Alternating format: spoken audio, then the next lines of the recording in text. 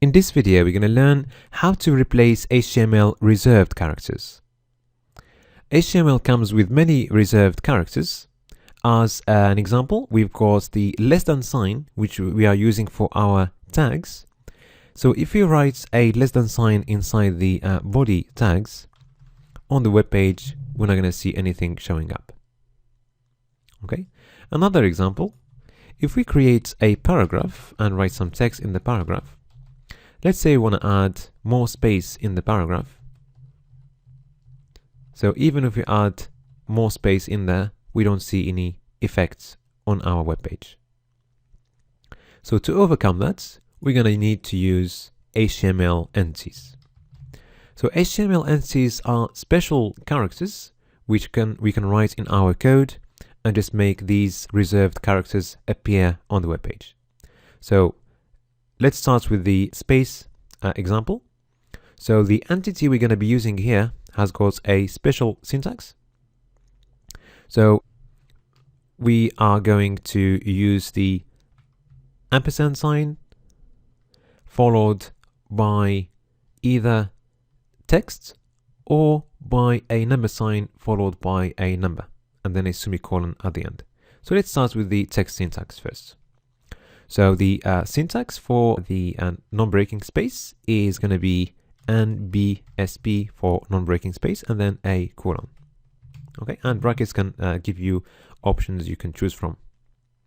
So now we can see that we've got an extra space in there, and if we copy this and paste it multiple times, we can see that we've got as much space as we want. Okay. So the other syntax using numbers rather than text is pretty easy as well. So let's just write some text, and now the syntax for the non-breaking space using text is going to be an ampersand, okay, followed by a number sign and then a number. So the number is going to be 160 and we're going to have a semicolon at the end. Okay, and if you copy paste this multiple times, again, you can see that you can have as much space as you want. All right. Okay, now let's move to the less than sign.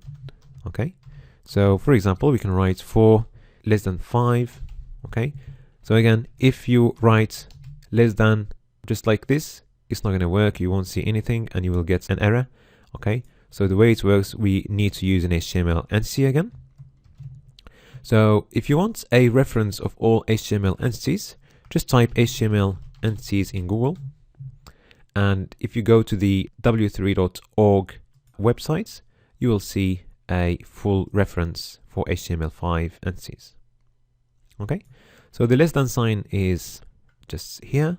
Okay, so you've got a few options here. So either we use text, or we use an hexadecimal number, or we just use a number like this.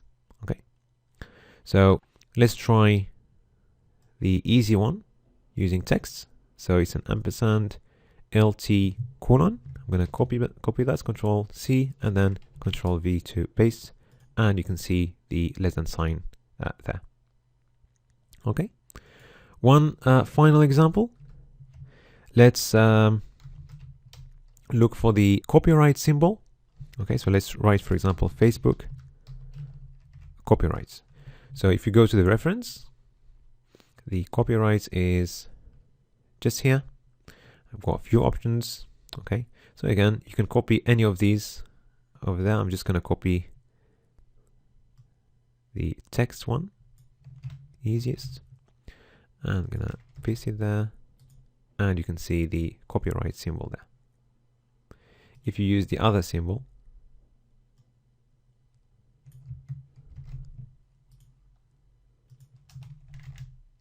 it gives you the same thing. So actually, you can use either small letters or capital letters if you want to. Okay, and the same thing for all the other HTML entities. It won't change anything.